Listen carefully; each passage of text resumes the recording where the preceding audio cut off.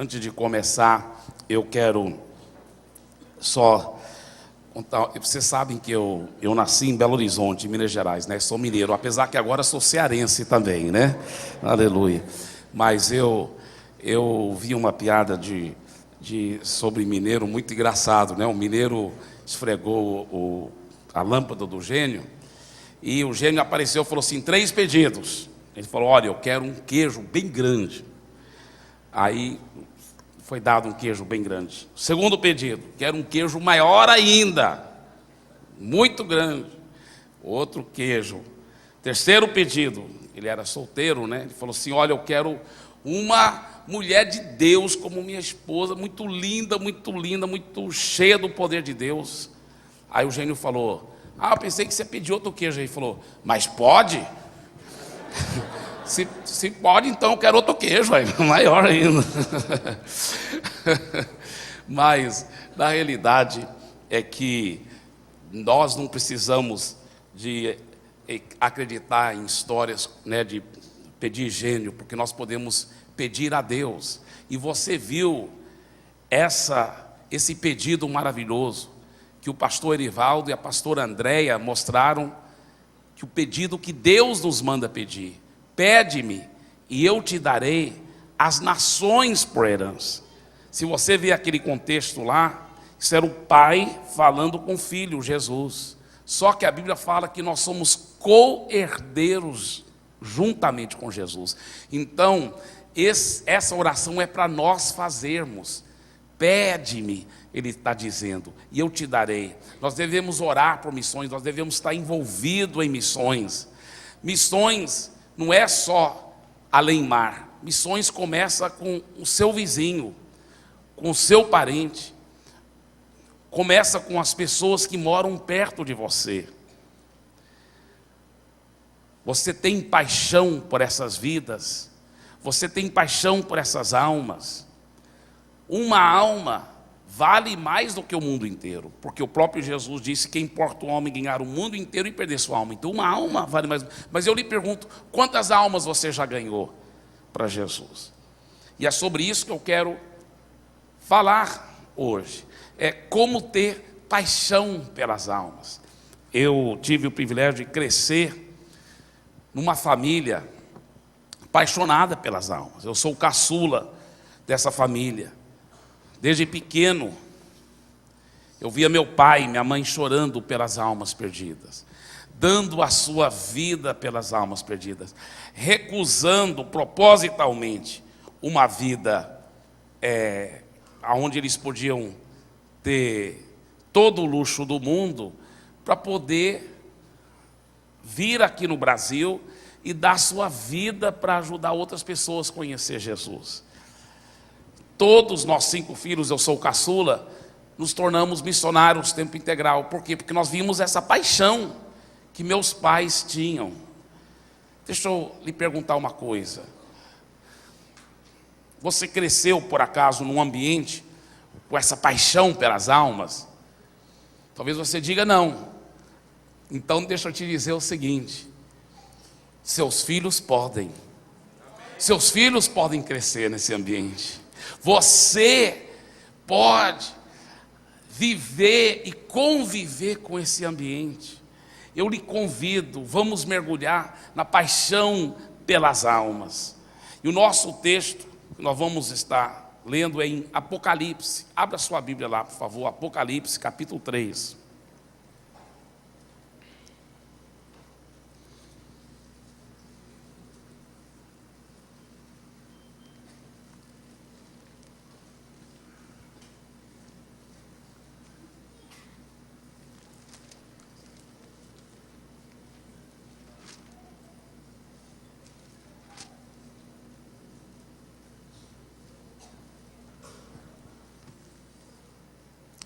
Diz a palavra de Deus: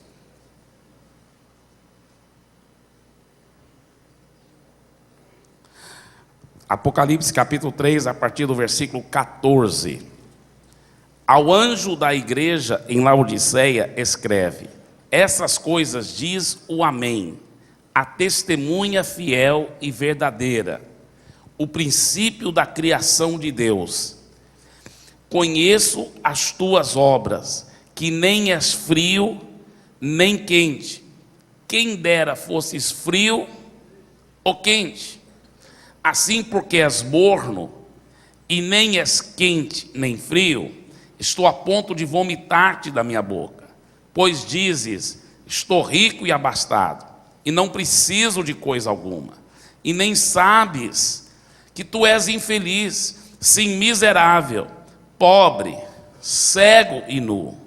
Aconselho-te que de mim compres ouro refinado pelo fogo, para te enriqueceres, vestiduras brancas para te vestires, a fim de que não seja manifesta a vergonha da tua nudez, e colírio para ungires os olhos, a fim de que vejas. Eu repreendo e disciplino a quantos amo. Sê, pois, zeloso e arrepende-te. Eis que estou à porta e bato. Se alguém ouvir a minha voz e abrir a porta, entrarei em sua casa e cearei com ele, e ele comigo. Ao vencedor, dar-lhe-ei sentar-se comigo no meu trono, assim como também eu venci e me sentei com meu Pai no seu trono. Quem tem ouvidos, ouça o que o Espírito diz às igrejas. Aqui nós vemos, irmãos, um texto assim impressionante, de uma igreja que a Bíblia não fala de nenhum pecado grave no sentido de adultério, roubo, assassinato, nada disso.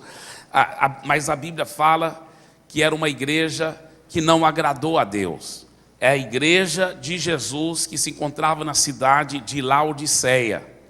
E é interessante porque a Bíblia, no livro de Apocalipse, fala de 7 igrejas.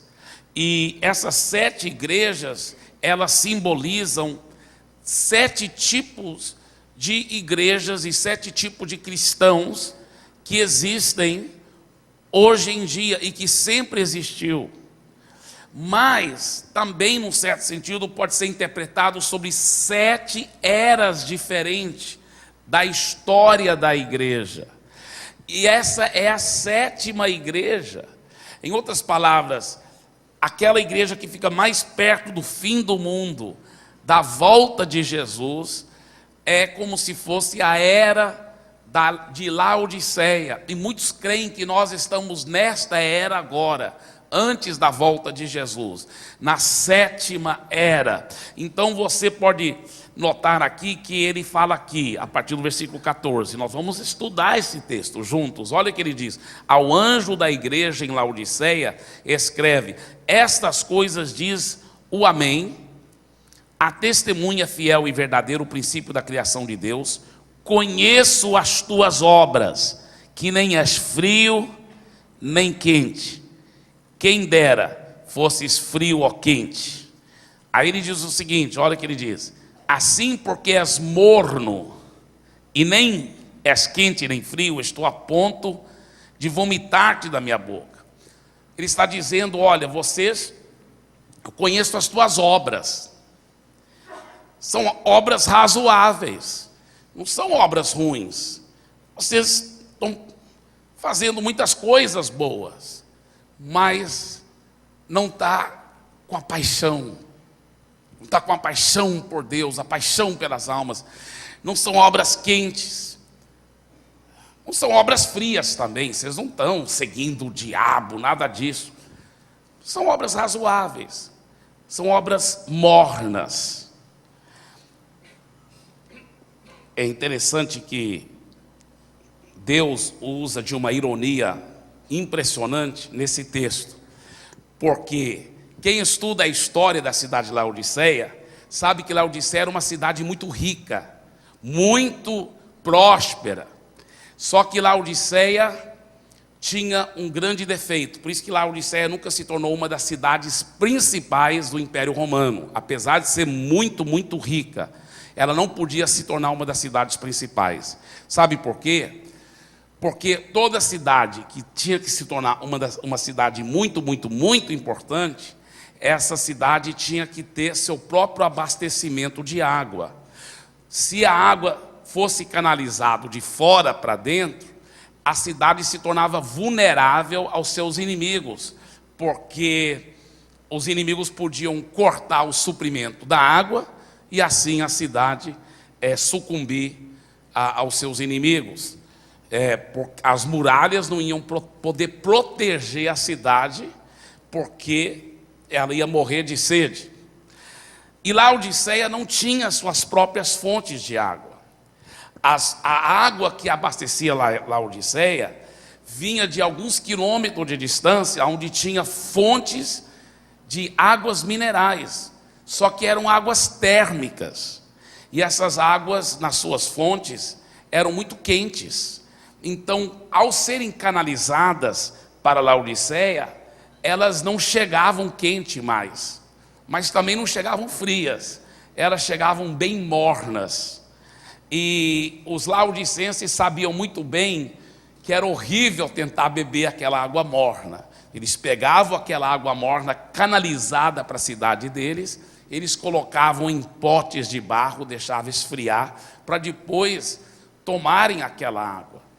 Eu não sei se você já alguma vez tomou assim rapidamente, quando você estava com calor, água morna. Uma vez eu lembro que eu estava lá em Santarém, no nosso acampamento em Alter do Chão, um acampamento de jovens, e eu suando, e eu quente, e eu com sede. Eu entrei na nossa cabana lá onde nós estávamos ficando, e eu vi que no pote lá de água mineral ainda tinha um pouco de água, mas o que eu não vi é que ele já estava pegando o sol, aquele sol da Amazônia, há muitas horas. Então ele já estava bem, uma água bem morna. E eu fui tomar bem rapidamente, que eu estava com muita sede. Eu tomei. Quando eu tomei tão rapidamente, quase que provocou um vômito. E aí eu sei muito bem o que quer dizer isso. Deus fala: olha, vocês são que nem essa água que entra na sua cidade, laodicenses. Vocês não são nem quente, nem frio. E Deus fala: olha, eu até prefiro que vocês sejam frios do que mornos. Decida. Ou seja quente, ou seja frio, mas não seja morno. Ele diz: seja quente ou seja frio. Vai com tudo ou vai com nada. Sabe, Deus gosta de pessoas que se entregam inteiramente, que sejam radicais, que são radicais.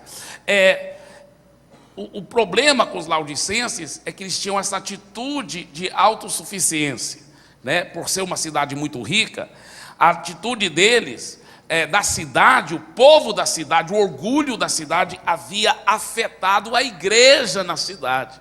E a própria igreja de Jesus, eles também tinham essa mesma atitude. Aquela atitude: não, estamos muito bem, obrigado, estamos satisfeitos com a nossa vida espiritual, né? Você sabe que nós devemos ser muito gratos por tudo que Deus tem nos dado, mas nunca chegarmos ao ponto de estarmos satisfeitos.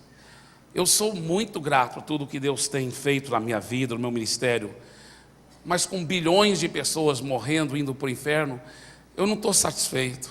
Eu quero que Deus me use muito mais. E eu quero ser um canal hoje de Deus, para que gere pelo Espírito Santo uma santa insatisfação na sua vida, meu irmão.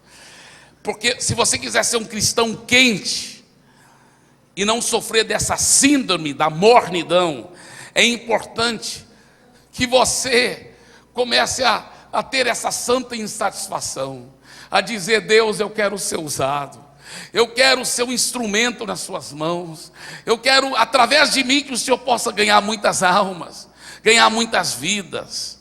Sabe, Deus valoriza o vazio. Interessante. Deus valoriza quando a pessoa ela é quebrantada, ela admite da sua carência. Isso atrai o coração de Deus. Quando a pessoa é autossuficiente: não, estou tudo bem, muito obrigado, estou tudo bem.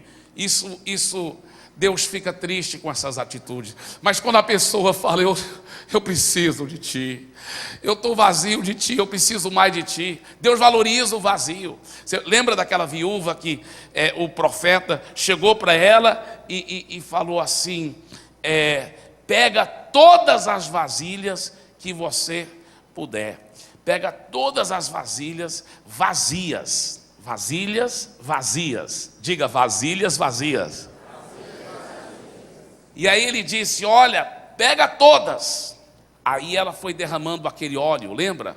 E ela ia morrer de fome, mas Deus agora estava dando um suprimento para que ela e o seu filho pudessem sobreviver toda aquela grande fome que a terra estava passando. Ela ia vender aquele azeite e ela ia sobreviver muito bem. O que aconteceu? Quando a última vasilha vazia estava ficando cheia do azeite, aí acabou o azeite que estava no pote. Em outras palavras, se ela tivesse tido mais vasilhas vazias, ela teria enchido mais vazias, o azeite não teria acabado. O azeite só acabou quando acabou o vazio.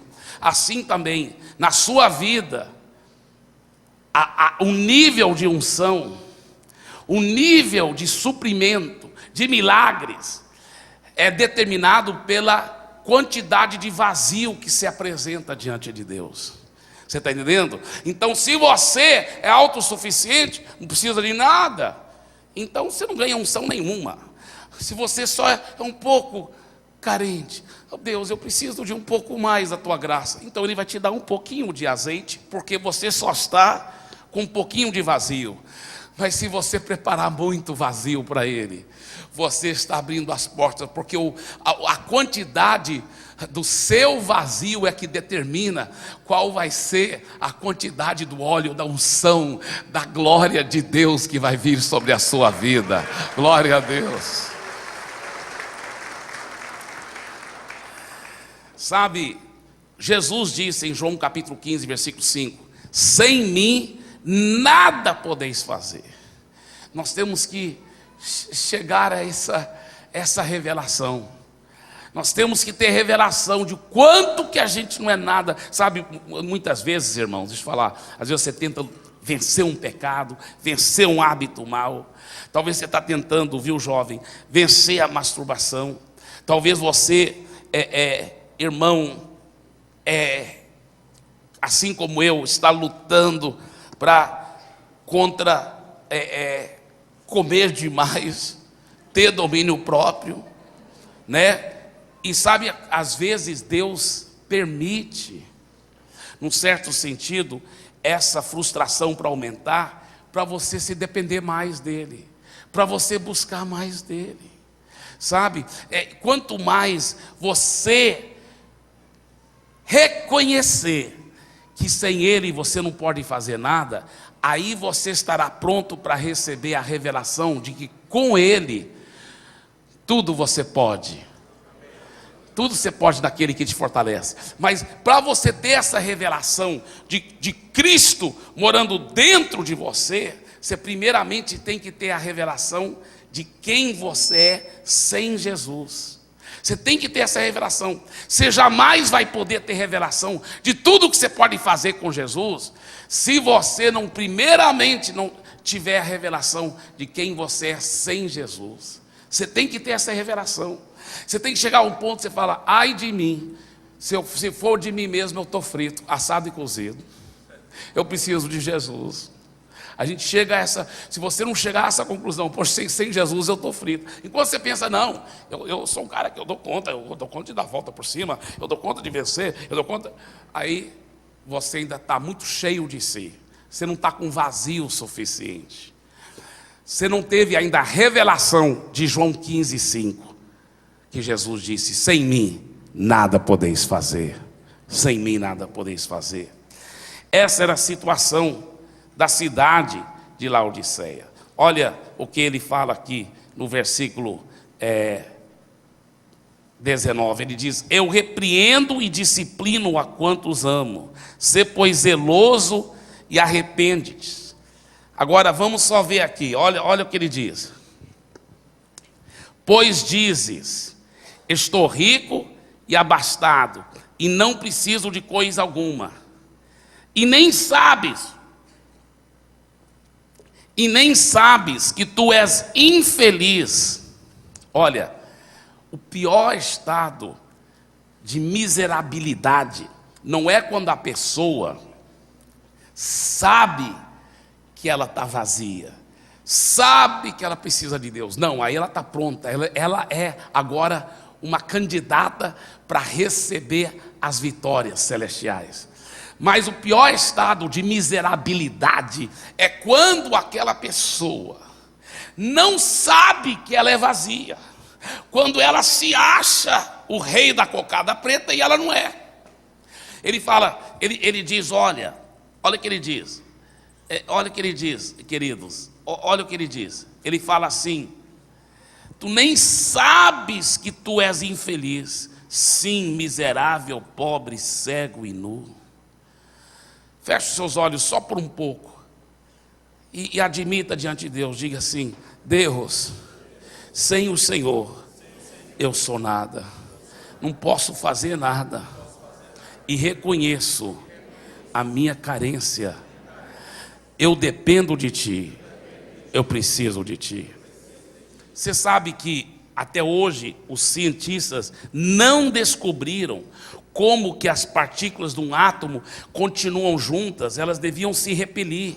Eles não sabem o que é que mantém o universo junto. Eles não sabem, eles não estão entendendo. Você sabia que você depende de Deus até para continuar vivo, para respirar?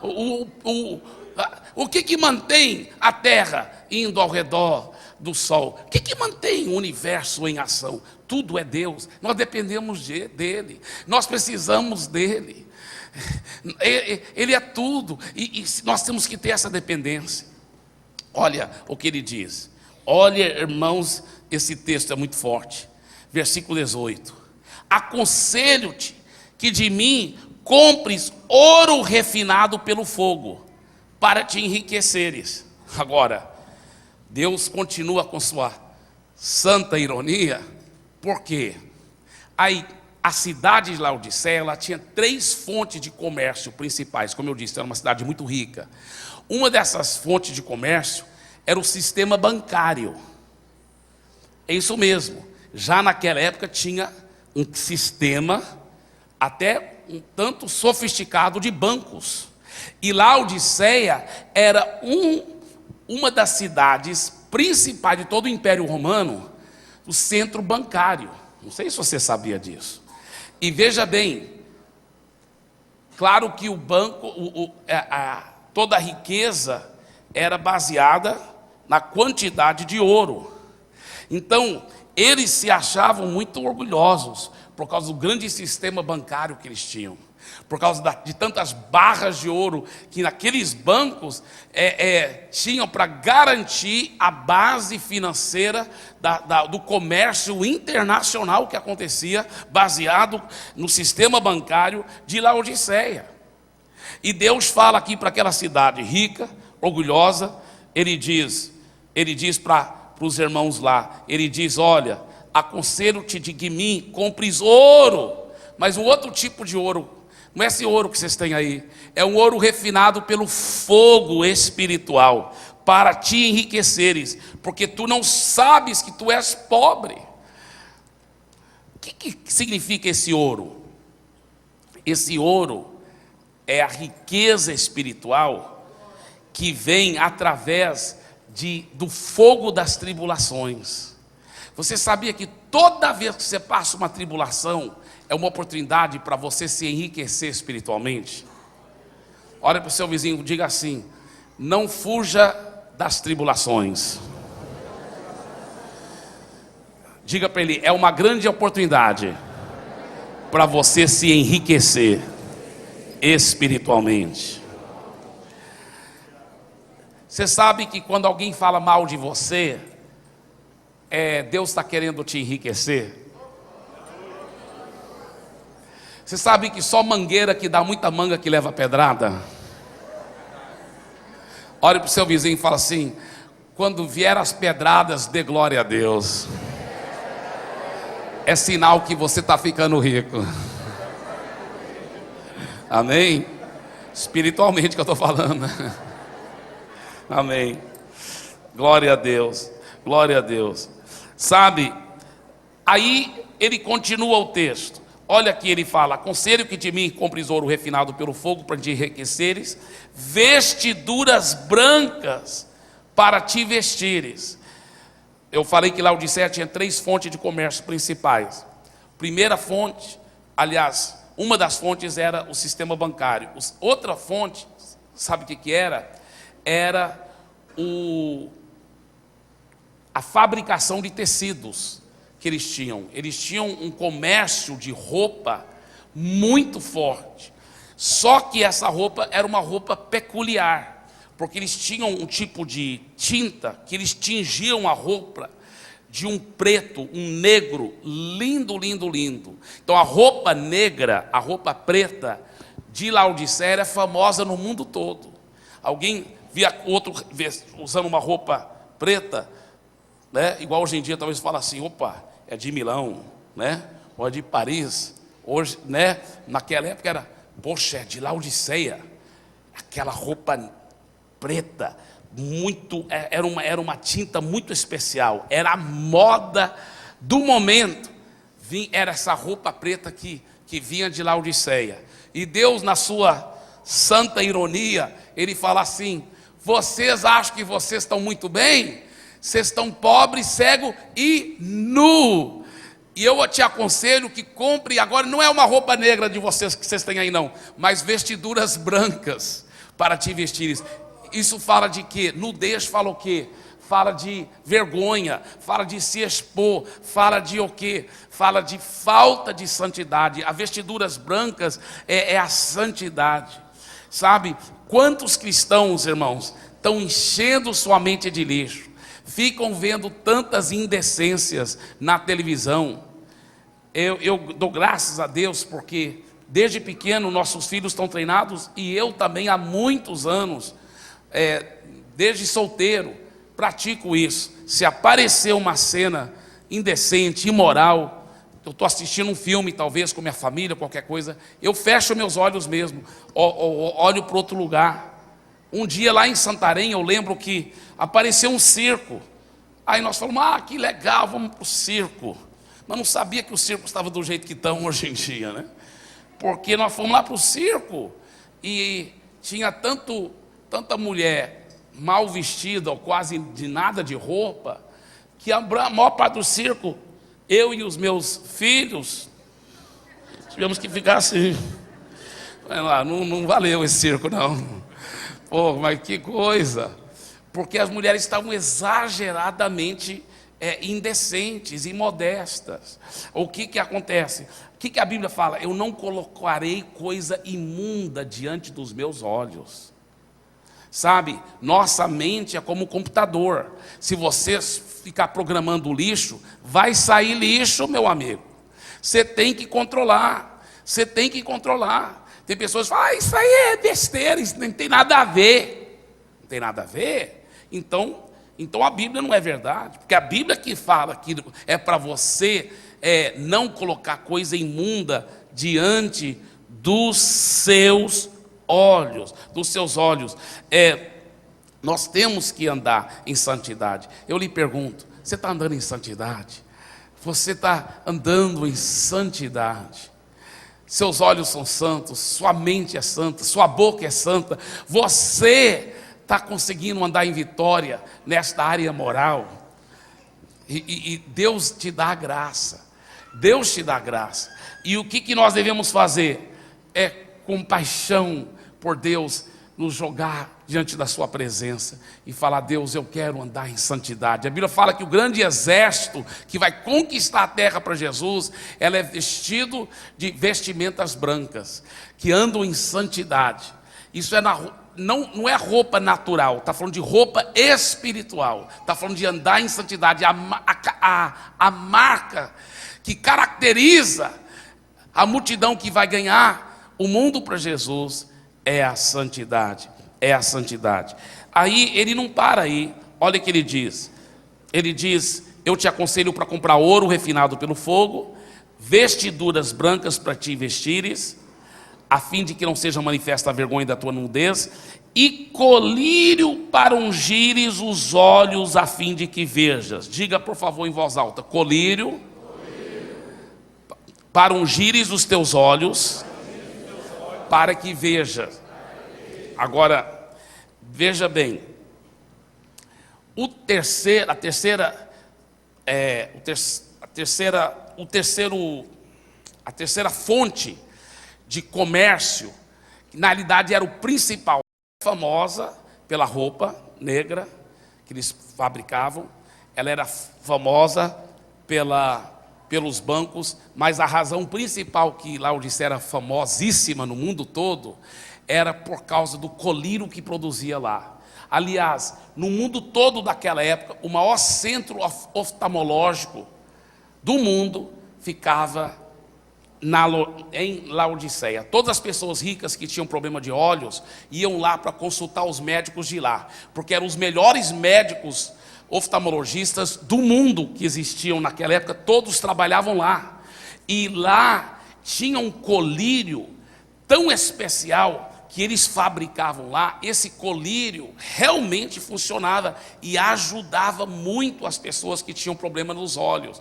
Então, o que mais trazia orgulho para Laodiceia era o centro oftalmológico e esse colírio que era produzido lá na cidade deles. E Deus fala assim: vocês pensam que vocês estão tudo bem? Eu digo que vocês são pobres, cegos e nus.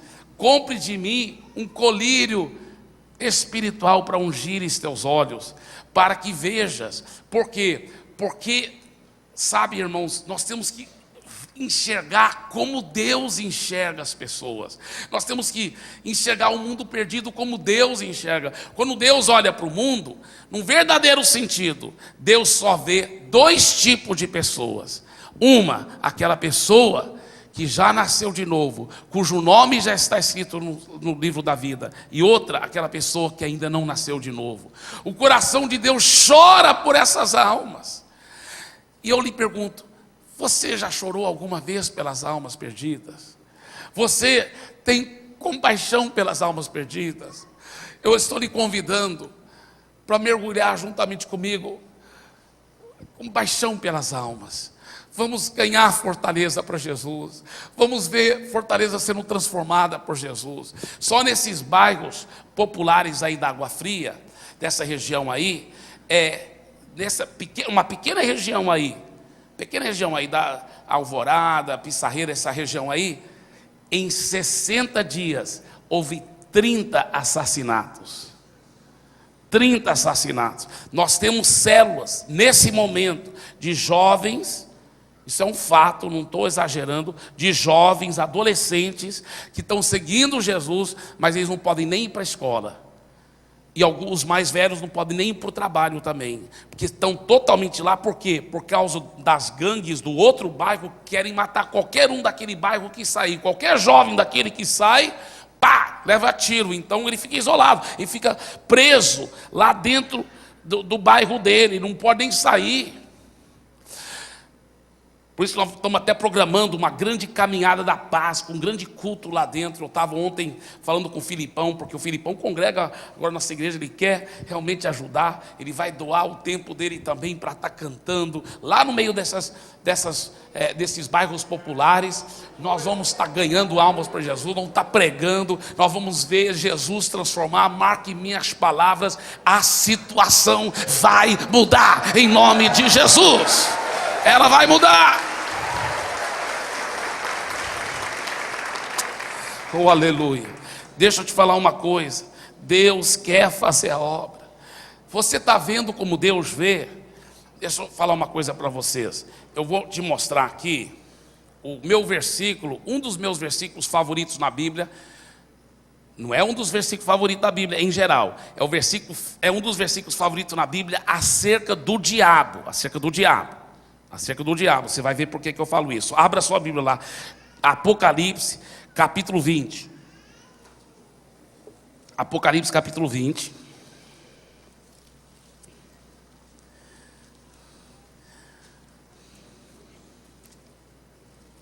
Versículo 10.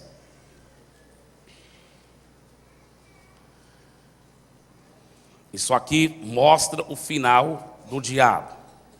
Ele que tem trazido tanta tristeza, divórcio, briga, miséria, violência, estupro de crianças.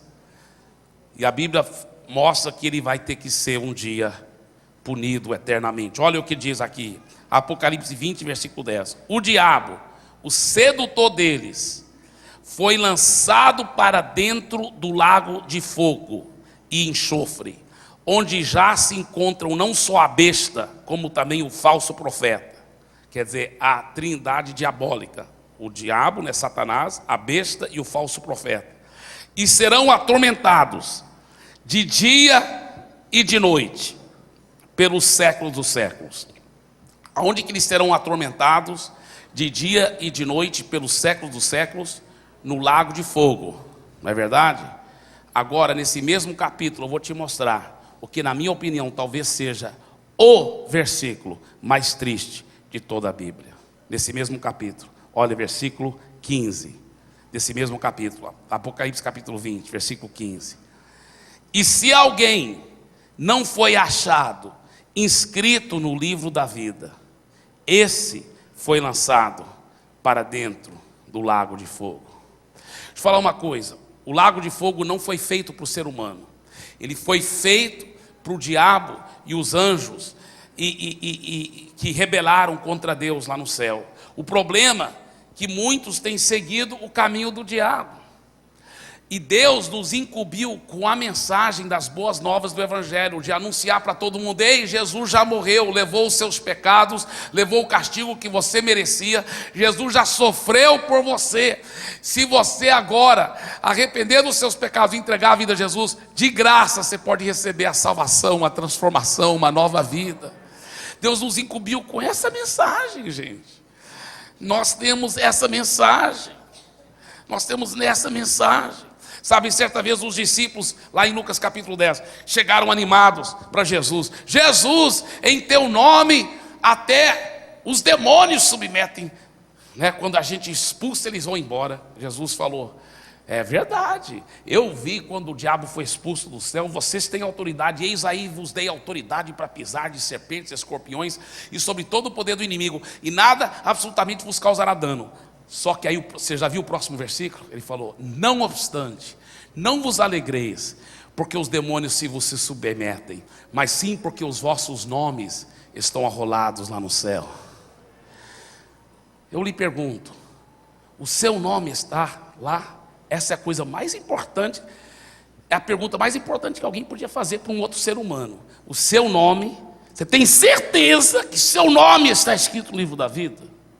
A Bíblia fala: quem tem o Filho já tem a vida eterna. Quem não tem o Filho não tem a vida eterna. Jesus disse: quem não nascer de novo não pode entrar no reino dos céus. Você tem certeza?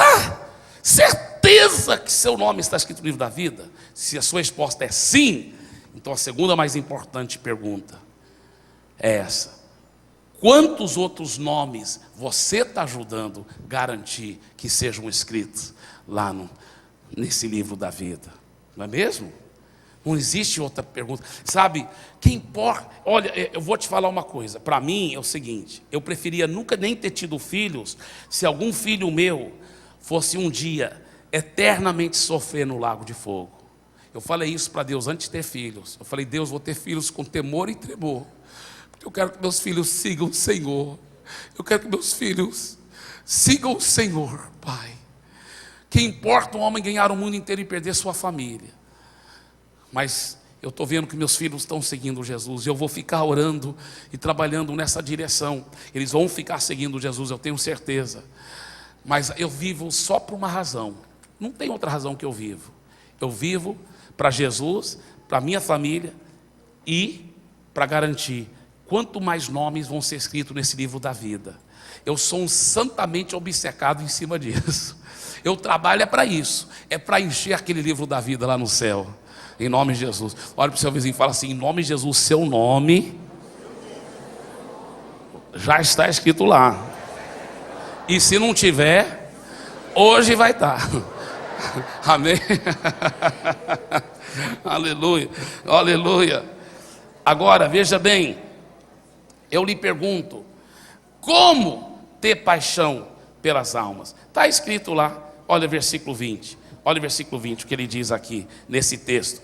Voltando para o nosso texto, Apocalipse 3:20. Ele diz: eis que estou à porta e bato. Se alguém ouvir a minha voz e abrir a porta, entrarei em sua casa e cearei com ele e ele comigo. Irmãos, nós usamos esse versículo como um versículo de evangelismo para a pessoa que ainda não converteu. Olha, Jesus está na porta do seu coração, está batendo. E pode ser usado para evangelismo, mas o contexto aqui não é para alguém que não converteu. Esse contexto é para alguém que até já converteu, mas está tão morno, está tão apagado espiritualmente, que é como se Jesus estivesse do lado de fora, querendo ter uma intimidade maior com você.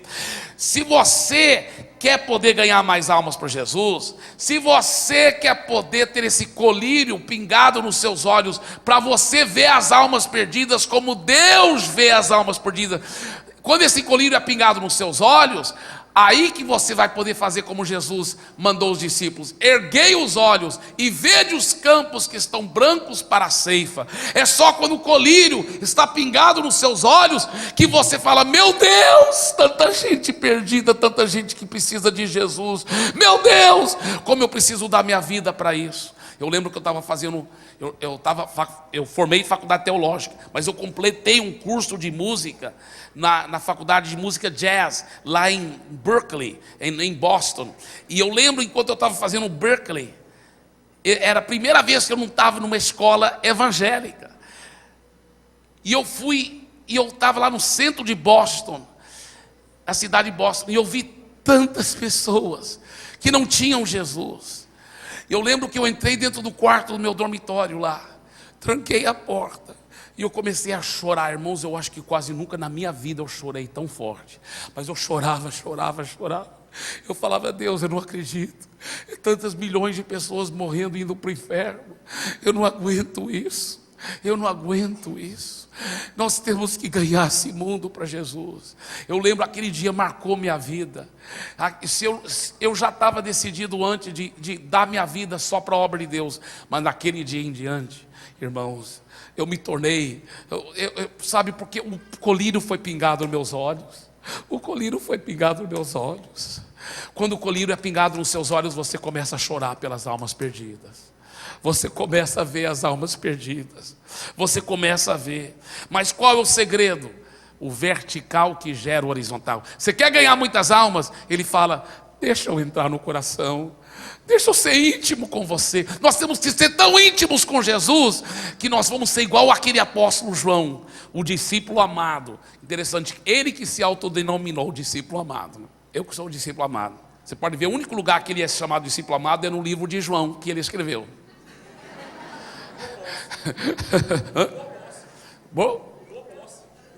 Não entendi. Tomou posse. Isso mesmo, ele tomou posse. Ele falou: eu sou amado. Amém? Muito bem, é isso mesmo. Diga assim: eu tomo posse. Eu sou o amado de Jesus. Diga assim: eu sou xodózinho dele. Agora, aí, olha o João. Ele tomava posse na prática. Ele que sempre estava perto de Jesus. Lembra, a Bíblia fala que ele até deitava a cabeça no peito de Jesus. Aquela amizade. Eu tenho alguns discípulos que são meio assim, melosos. Vem: pastor, você é meu pai, eu te amo. Eu não reclamo não, eu gosto disso. Eu falo: amém, irmão, te amo também. Aí veja bem, aí o apóstolo João, a Bíblia fala, colocou a cabeça onde? No peito de Jesus. Quando você coloca a cabeça no peito de Jesus, aonde fica seu ouvido? Bem aqui no coração. E você vai ouvir, se você tiver intimidade com Deus, você vai ouvir as batidas do coração. E as batidas de coração de Jesus, se você ouvir, você vai ver como que é a batida. Ela faz assim: almas, almas, almas, almas, almas, almas. Essa é a batida do coração de Jesus. Sabe, o que faz você chorar? O que faz você chorar? Eu lembro uma vez um obreiro lá em Santarém. Ele chegou, ele era lá do Ribeirinho, e ele chegou lá para o pastor Lucas e falou assim: pastor Lucas, nós estamos crendo para Deus dar um sistema de som para a nossa igreja lá. no Ribeirinho. Nós estamos orando por isso. O Lucas doava muito e eles sabiam disso, né? Talvez era uma indireta. Nós estamos orando para isso, né? E o obreiro falou assim até: eu tenho até chorado para Deus dar esse sistema de som. Quando o obreiro falou assim, tenho chorado para isso, aí o meu irmão, que era tão apaixonado por almas, hoje ele está na glória, mas ele olhou para aquele obreiro e falou assim: irmão, você está chorando pela coisa errada, você está chorando para Deus dar um som? Começa a chorar pelas almas. Quando você chorar pelas almas perdidas, Deus vai dar o som, Deus dá tudo, Deus vai suprir tudo. E eu lhe pergunto, o que faz você chorar? O que faz você chorar? O que toca no seu coração? Você está vivendo para a eternidade? Ou você está vivendo para essas coisas tão passageiras, tão transitórias, efêmeras? Ou você vive pelo valor das almas? Meu pai sempre dizia: somente uma vida nós temos e logo ela passará. Somente o que é feito para Cristo permanecerá. O David Livingstone, antes de morrer, o David Livingstone, irmãos, foi um dos grandes missionários para a África. Talvez o primeiro missionário para a África. E ele era um médico muito famoso, e um homem muito famoso na Inglaterra. E toda a Inglaterra foi chocada quando ele abandonou tudo para ser um missionário na África. E ele trabalhou a vida toda na África, ganhando vidas para Jesus, evangelizando. Sabe, ele foi para ele foi para muitas tribos. Numa das tribos onde ele foi, depois que ele morreu, um missionário foi lá também. Só que o David Livingstone tinha começado nessa tribo antes dele morrer, então não tinha aprendido bem a língua do povo ainda. Mas ele, por ser médico, estava curando os enfermos, amando as pessoas, e não chegou a poder pregar naquela tribo, porque ele ainda estava aprendendo a língua daquela tribo, quando ele morreu. Aí foi outro missionário continuar o trabalho dele. O missionário aprendeu a língua, traduziu a Bíblia, e foi ensinar para o povo sobre Jesus. Aí o povo todo falou assim: ah, nós já conhecemos Jesus. Já conhece Jesus? Sim, Jesus veio aqui já na nossa tribo. Jesus já veio aqui? Ele veio aqui, é esse mesmo Jesus aí da Bíblia, mesma coisa, curando os enfermos, amando as pessoas, cuidando. Aí foram ver, eles estavam se referindo ao David Livingstone. Ele não falava a língua deles, mas eles viram Jesus nele. Eles viram Jesus nele. Quando ele morreu, a Inglaterra mandou fazer o traslado do corpo dele, e fizeram uma cerimônia enorme, uma grande parada nas ruas de Londres. Parou a cidade de Londres para homenagear aquele grande homem de Deus. Os africanos, quando receberam a notícia, depois que ele morreu: mande o corpo para a Inglaterra. Eles falaram: tudo bem, a gente vai mandar o corpo, mas o coração é nosso. E eles tiraram o coração dele do corpo dele, embalsamaram o corpo e enviaram para a Inglaterra. E os africanos pegaram aquele coração e, com tanto amor e tanto carinho, fizeram uma grande cerimônia honrando a vida daquele homem que deu a vida por eles. Eles falaram: o corpo vocês podem ter, mas o coração Ele deu para nós, os africanos. Você está dando o seu coração para a vida das pessoas? Você está dando a sua vida para ajudar as pessoas a conhecer a Jesus? O Frank Buck era um caçador famosíssimo, inventor da famosa faca dos caçadores, a faca Frank Buck, a faca Buck. E ele Frank Buck ficou muito famoso nos Estados Unidos porque ele foi o primeiro que trazia os animais vivos da África para as crianças poderem ver em zoológicos. Porque antes disso, só traziam os animais mortos e empalhavam, né, os animais. Agora não, ele conseguia capturar os animais vivos da África, leões, girafas, elefantes, e trazer para a América. Então ele ficou muito famoso. Numa dessas vindas dele no navio da África, vinha um missionário que tinha dado a vida dele lá na África, dando a vida. Só que esse missionário, agora já tinha muitos missionários na África, ele não fica famoso não. Ninguém nem conhecia esse missionário. Isso é uma história verdadeira. Quando chegaram na América, quando o navio foi entrando no porto lá de Nova York, meus irmãos, o que tinha de faixas, e fogos de artifício, e balões, e era uma multidão esperando Frank Buck, o nosso herói, vindo da África com os animais, e tal, e o prefeito, e a banda tocando, e todo mundo recebendo, e recepcionando Frank Buck. O missionáriozinho, desceu com sua malazinha, viu aquela multidão, ninguém estava lá para recebê-lo. Ele já estava bem velhinho. Bem velhinho. Ele pegou a malazinha dele, foi para uma pensão barata, fechou a porta do quarto, se jogou na cama e começou a chorar. Ele falou: Deus, me perdoe, me perdoe, mas eu acho que isso não é certo. O Frank Buck estava pegando animais.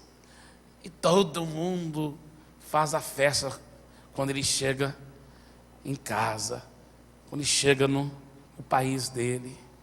Eu chego no meu país, não tenho nem ninguém para me receber. E ele ouviu a voz de Deus. Deus disse: meu filho, você não chegou no seu país ainda, você não chegou em casa ainda, você não sabe a festa que eu estou preparando para você. Somente uma vida nós temos, e logo ela passará. Somente o que é feito para Cristo permanecerá.